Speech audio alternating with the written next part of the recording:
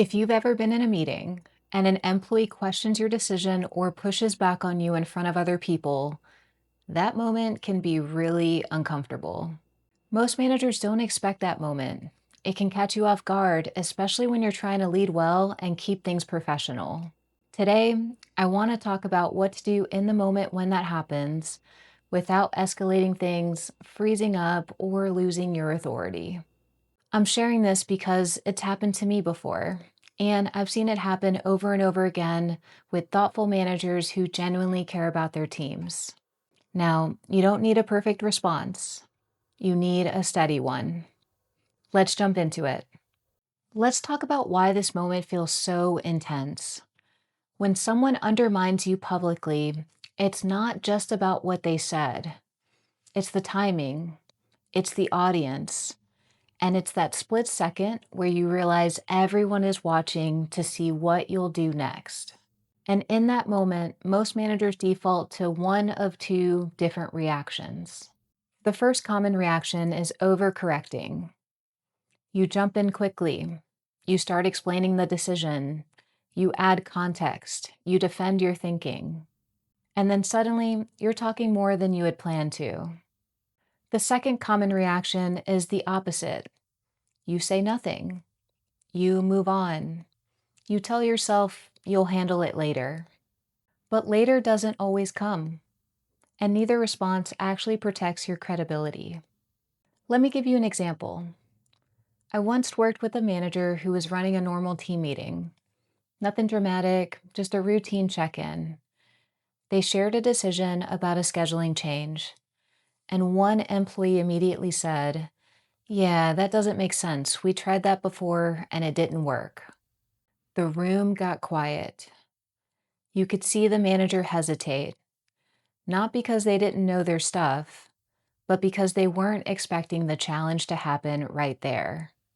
The manager tried to explain, they added background, they defended the choice.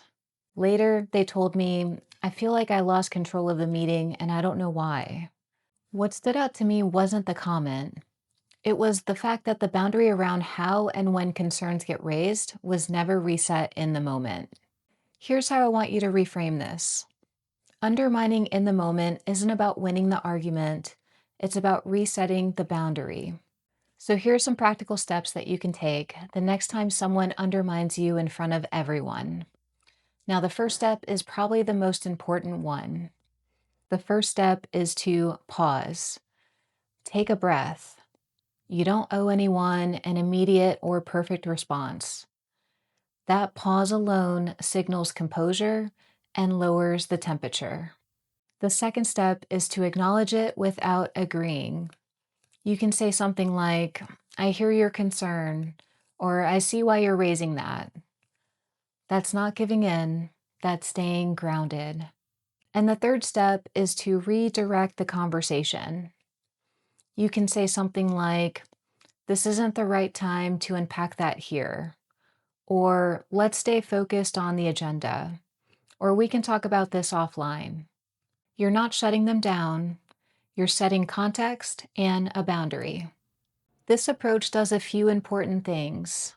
First, it protects your authority without embarrassing anyone.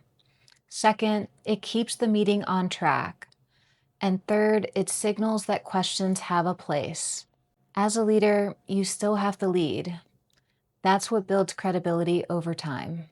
Now, here's what not to do. What usually makes things worse is arguing in the moment or explaining your way back into control. What I want you to remember is authority doesn't come from having the best argument. It comes from composure. Now, if this happens once, it may just be a misstep. But if it keeps happening, that's a different conversation. And that's what we'll talk about in the next video.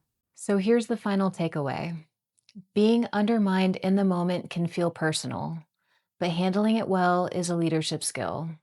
You don't need to be louder, you don't need to be sharper, you just need to be steady. And steady leadership is what people actually trust. If you're navigating moments like this, you're not doing anything wrong. You're learning how to lead under pressure. And if you're looking for real practical conversations on how to be a better leader, That's what I focus on here, so consider subscribing. See you in the next one.